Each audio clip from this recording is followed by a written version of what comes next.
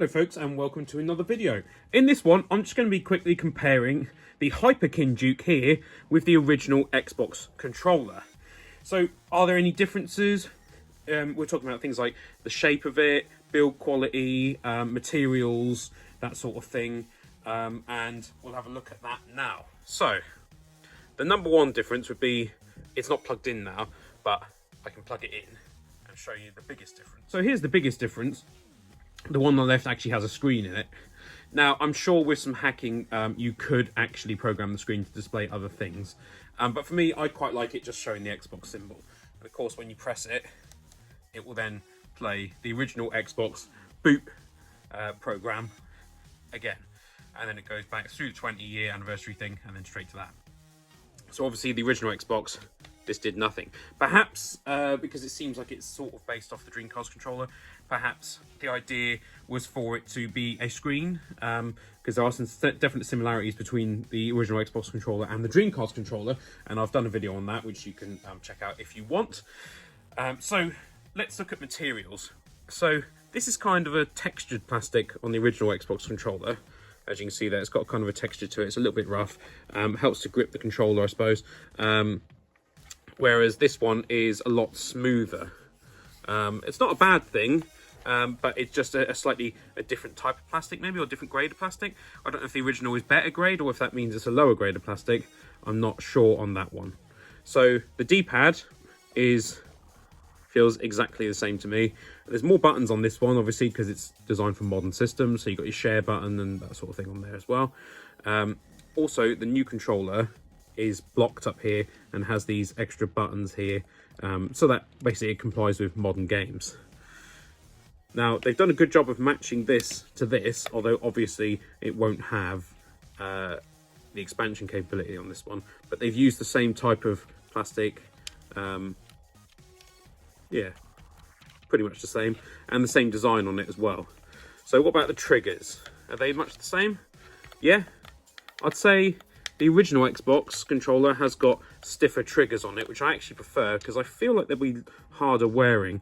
Also, this section here where the cable comes out is slightly different as well. And of course, the branding will be different. Now, what about the buttons on the front and the analog sticks? Well, I'll be honest with you. The original buttons are quieter to press, but there's not a discernible sort of quality difference in the buttons from what I can see. Analog sticks feel much the same. So I'd say Hyperkin have done a good job. Comparing the two directly, they've done a pretty decent job. I would have preferred a slightly more textured plastic myself, because I think it more closely matches the original. But overall, I do think they've done a good job of matching up to the original. Now, they are fairly expensive to get these, because they seem to sell quite quickly, and they probably didn't make a ton of them because not a lot of people actually like this controller. So, you know, you're probably talking £90 for one of them. So I don't know if this will work with a PC. Might be worth perhaps seeing if you can get a USB adapter for the original Xbox controller, because it does use a USB interface, but it uses a custom connection type, like a gigantic USB-C basically.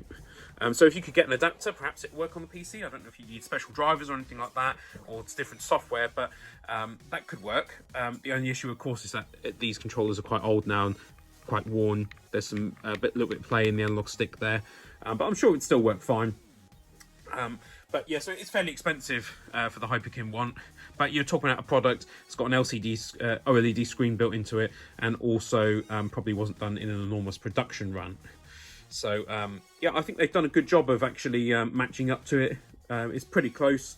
Like I said, I would have preferred the slightly more textured plastic and stiffer triggers on the back, but they've actually done a good job of matching up to it. And I think if you play with this controller, I've been playing Halo with it, the original Halo, and it feels pretty cool, to be honest with you. That takes me back to the days where Microsoft were making cool consoles that were genuinely different. I mean, this is a huge controller compared to the original PlayStation 2 controller, and also they were making very vastly different games. They were really trying to get into the games market in a big way, and this was significantly powerful than the consoles of the time. Modern Microsoft are, I don't know, they've gone down a weird path now. don't like it, but there you go. Maybe it's just nostalgia, but I don't think it is. So there you go. That's the comparison between the Hyperkin Duke 20th Anniversary Edition and the original Xbox controller. So I hope you've enjoyed this video. If you have, please remember to hit that like button, leave me a comment, subscribe to my channel, share this video on your socials, and of course check out my Patreon. I'll be uploading new videos pretty much once or twice a week, so I hope to see you back on the channel, and have a great day. Also, don't forget to tell me what you thought of the original Xbox controller as well. Have a good day.